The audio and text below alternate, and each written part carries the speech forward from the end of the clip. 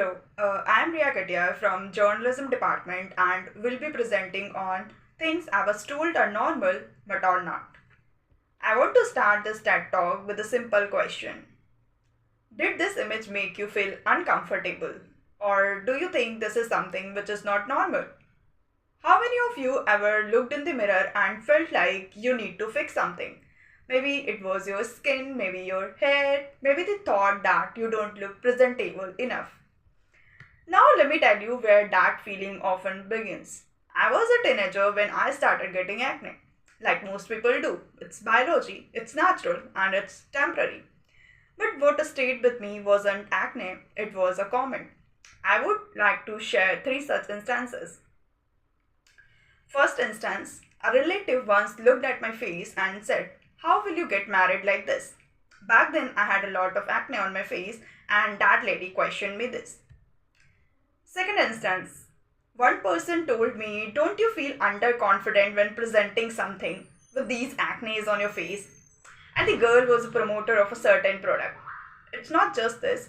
A woman who is my known used to ask me very often, "You have a lot of acne on your face is damaged, etc." And she used to say this thing whenever we used to meet and whenever I used to have a talk with her. And at one point, things became overwhelming. Me and my mother were in the market, and she was at some distance away. The moment I saw her, I told my mother to walk fast, otherwise, that auntie will again start questioning me about acne and all. And just like this, something completely normal became a problem. Not a health issue, not a concern for my well being, but a question of my worth. Let's fast forward a few years. We grew up, we enter colleges, then workplaces. We are told, be confident, be professional, and be yourself. Let's talk about something very basic. Showing up professionally without feeling the need to alter your appearance, like wearing makeup or something of that sort, like in your natural self or natural look. That should be normal, right? Your natural face, your natural self. But is it treated as normal or is it quietly judged?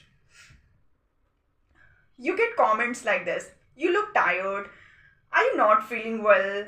You should put in a little effort." And suddenly, just being yourself becomes a statement.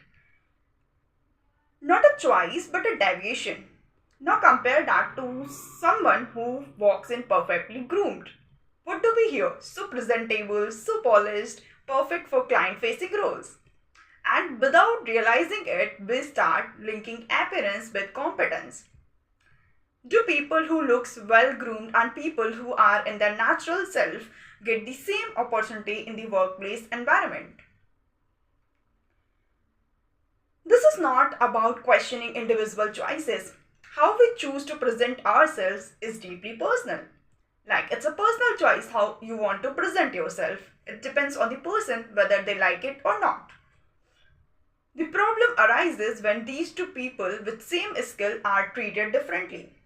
And this is exactly where workplace diversity faces one of its most invisible challenges.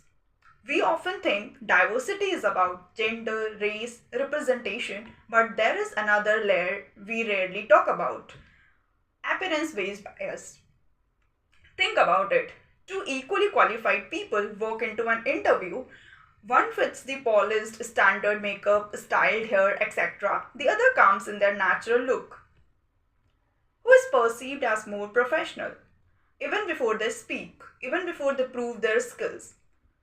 This bias doesn't just affect hiring, it affects promotions, client opportunities, leadership visibility. And over time, it shapes confidence. Because when people are constantly rewarded for how they look, others begin to feel, maybe I'm not enough as I am. And here is the deeper issue: these biases don't start in offices, they start in homes, in casual comments, like the one I heard as a teenager. Because when young girls grow up hearing that their appearance defines their future, they don't just carry insecurity, they carry conditioning. They enter workplaces already believing they need to look a certain way. They need to fit a certain image. They need to earn acceptance beyond their skills. So, when we talk about workplace diversity, we need to ask, are we creating spaces where people can truly be themselves? Or we are just creating spaces where people learn to perform professionalism? Because let's be honest, professionalism has been narrowly defined, and often it quietly includes looking a certain way, dressing a certain way, presenting a curated version of yourself. Here, I am not supporting like people should not put in efforts for their appearance and go with the natural look. I want to reinforce the fact that it's a personal choice and two people should not be judged on the basis of their appearance. But real diversity means expanding that definition. It means accepting that a woman with acne is still professional. A person who is not well groomed is still capable. Natural appearance is not a lack of effort. Because acne are normal, skin texture is normal, showing up in natural appearance is normal. What's not normal is judging people for it, and yet we do it so casually that we don't even notice. That's what makes it dangerous. So, what needs to change? Not just policies, but perception. We need to start questioning our immediate judgments, separating appearance from ability, redefining what presentable really means. And most importantly, we need to stop passing these ideas to the next generation because next time a teenager gets acne, the conversation should not be about marriage. It should be about confidence, about understanding that their worth is not defined by their appearance. Today I stand here not just to share a story but to challenge a belief, and a belief so deeply rooted that we rarely question it. So the next time you look at someone or even yourself, ask this, am I judging what is completely normal? Because the problem was never acne. The problem is what we choose to normalize. Thank you.